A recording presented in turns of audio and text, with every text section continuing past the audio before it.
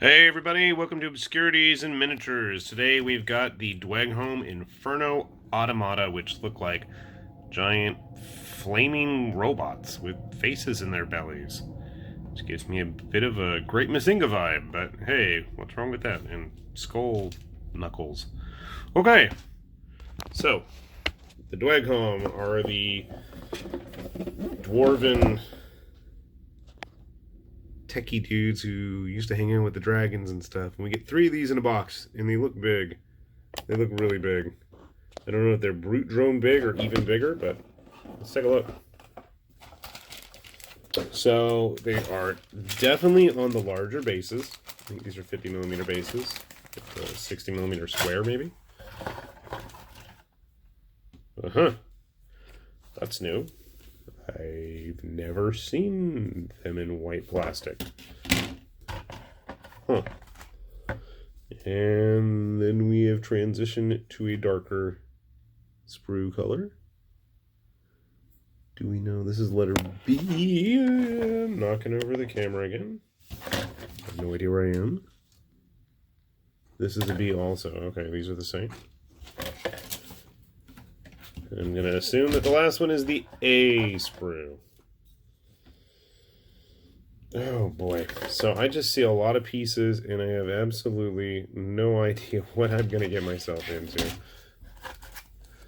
And obviously we have the cards. Thankfully, Para Bellum has been putting up all of the instructions as PDF files on their website. So hopefully we'll figure that out. I know that's a leg. I have a conquest guy nearby. I have a lot of things nearby that just need to get put away. So a leg is almost as big as a brute drone. Interesting. At least I think that's a leg. I could be totally wrong. It's flat on the bottom. Yeah, it is. Okay, interesting color choice, though. It's kind of strange. You can see they have flames. The flames actually are going to go all over the body, from my understanding and looking at the box. It's going to attach to the shoulders. It's coming out the shoulders and the head, or at least where the head would be, because there's a head right here, and then the mouth in the belly. Do I want to paint these like Great Mazinga villains? I sort of kind of do, but then I sort of kind of want them to match up with the rest of my Dweghome. So I'm going to go online. I'm going to take a look at how to build these things, and I will report back to you in just a moment how it was putting them together, because I think if I do it on camera, there's going to be a lot of swearing and me sitting around staring at a computer screen. And that's not very exciting. So, tough luck. Give me a sec. Alright, so we got the first of our Inferno Automata finished here. And I thought I'd actually kind of walk you guys through how this thing goes together. And in case you're curious, they're pretty big even by Conquest standards. I mean, they're not little models in any capacity. So, how does it all work? Well, first you have the main torso right here. Ta-da! Move him back a little bit. On top of that, you can see it right here. You're going to have, I'm assuming this is the head. It's going to work like a head. Make sure there's nothing on the back there. And then what we're going to be doing is you're going to attach a face. So this is actually going to go, there's a little plug right here. There's some spots that match up. Hopefully I'm on the right side. I'm not. That's because that's where the head piece is going to go. So that's going to make beginnings of the face. Now, the bottom half of the mouth is actually going to be made by the torso, except this has got a mouth already in it. Fair enough. Put that there. Once we've got that done, the legs are pretty much good to go. You want to have it so that the curvature is on the inside, and then you can see the interior wiring or whatever's going on there. And then you're going to have the Shin Guards, which I don't know where I put them on this one. Okay, well, that's a problem. I honestly don't know. All right, moving on. You have Shin Guards. You can see the Shin Guards right here on this one. There are a couple of different variations, so you can mix and match that as well as the head shapes. The head shapes give me a bit of a Retribution of Sira vibe. See here, two in my hand, just kind of funky shapes. So then we have the shoulder pads, and the shoulder pads make what looks like that eyepiece of the face on the chest, and then you see most of them have these little vents on the shoulder pads, and that's going to be where you're going to attach the flames later on. And there are a couple of different flame variations. You can see these are smaller ones, there's bigger ones, so you have a little bit of fluctuation there.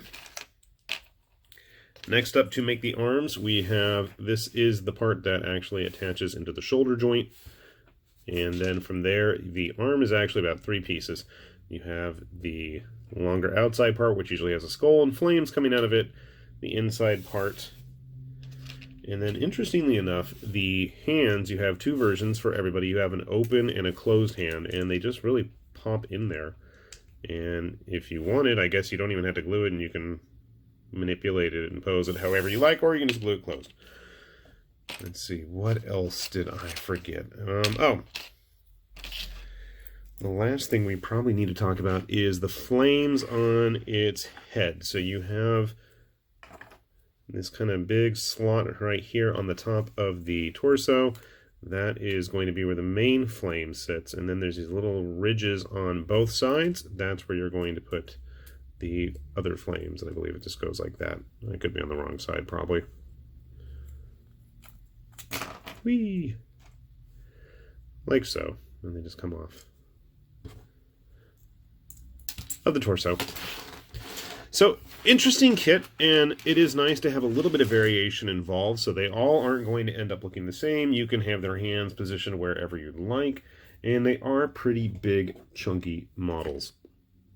My first thought, besides using them in Conquest, they would probably make pretty good Abyssal Golems if you were going to run Abyssal Dwarves in Kings of War or any kind of automaton machines in that game. I think they'd be pretty easy to source and reasonably priced, and they're pretty good size. I mean, if you're going to make a unit of them, you probably can get a lot of bang for your buck.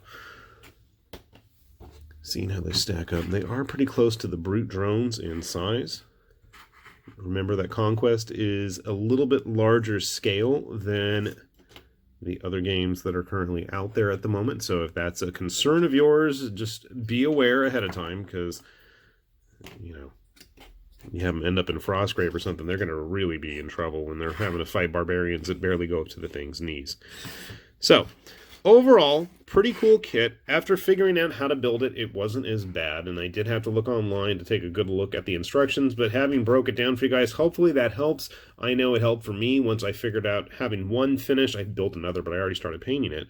Hopefully that can help you guys out there as well. And definitely please keep the interesting and different looking stuff coming, Para Bellum, because it is a lot of fun to put together. So with that said, this is High Lord Tamberlane with Obscurities and Miniatures, saying thanks for watching, and hopefully we'll see you back here soon. Bye-bye.